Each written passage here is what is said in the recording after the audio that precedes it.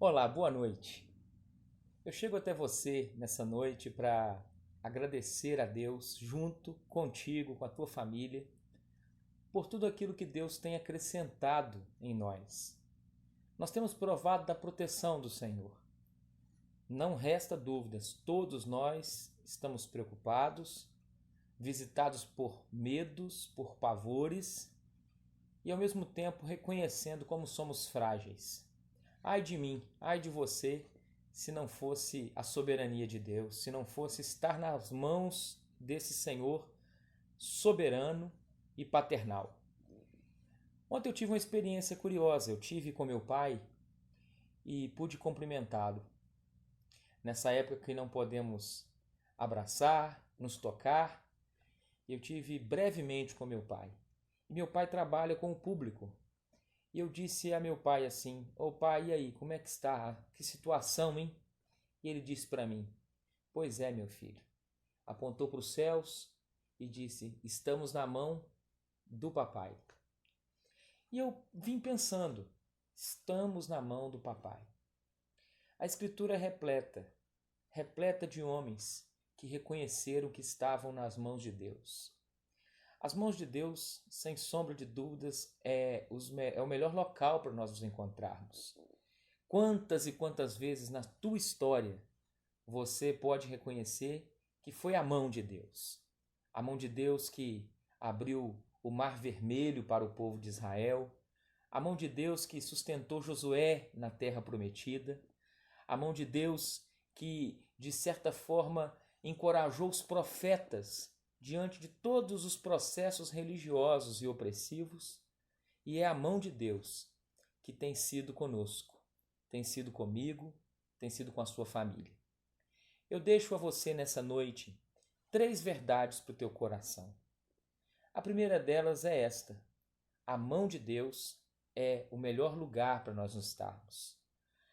Se apegue nisso, creia, Deus não te desampara, Ele não vai nos desamparar. A segunda verdade que trago ao teu coração, com base na Escritura Sagrada, o apóstolo Paulo, escrevendo à igreja de Corinto, ele certa feita disse assim: existem muitos tipos de vozes, nenhuma, contudo, sem sentido. Ou seja, é muito importante aquilo que nós ouvimos. Vivemos uma época de fake news, uma época de muitas e muitas informações que chegam rápidas a nós, mentiras, diagnósticos errados, equivocados e também verdades.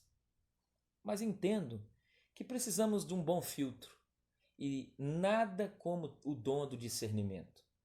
Eu peço que Deus conceda a você, a mim, o dom do discernimento, para discernirmos o tempo e o modo, como Salomão disse, escrevendo o livro de Eclesiastes.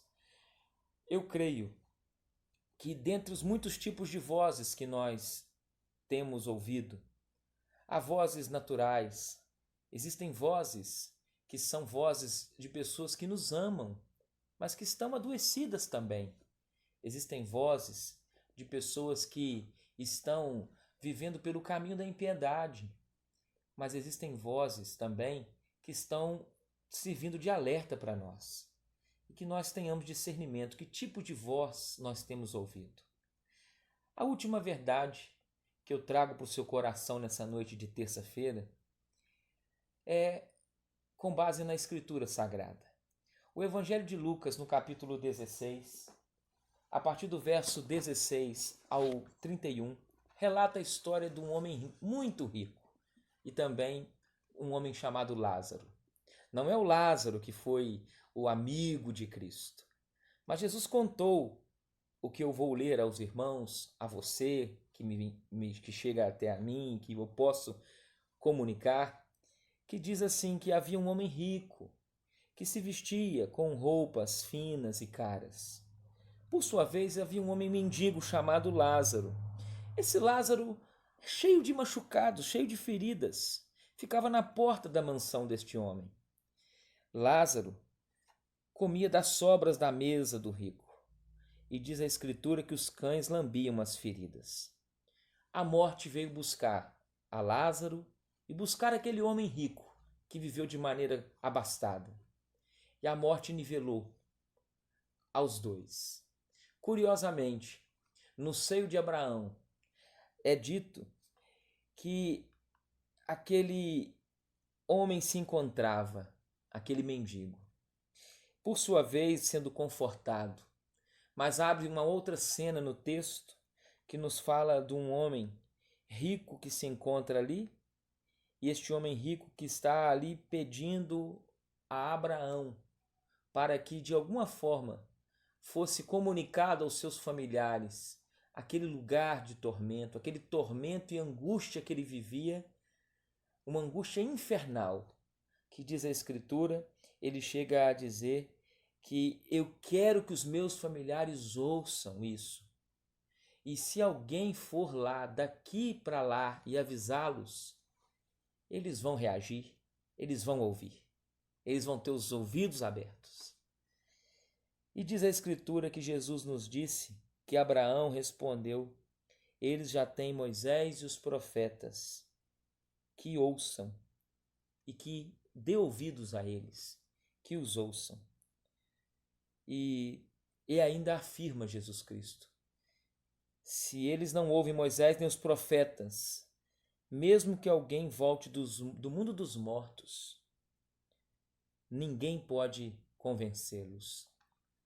Sem sombra de dúvidas, somente o Espírito Santo tem poder de convencer o homem do pecado, da justiça e do juízo. Não é uma porta que se fechou que convence o homem do pecado e da justiça e do juízo. Não é uma enfermidade que convence o homem do pecado, do poder, do juízo final, não é. Mas é somente o Espírito de Deus que tem o poder de convencer o homem do seu pecado. E a gente recorre nesse tempo ao Espírito Santo.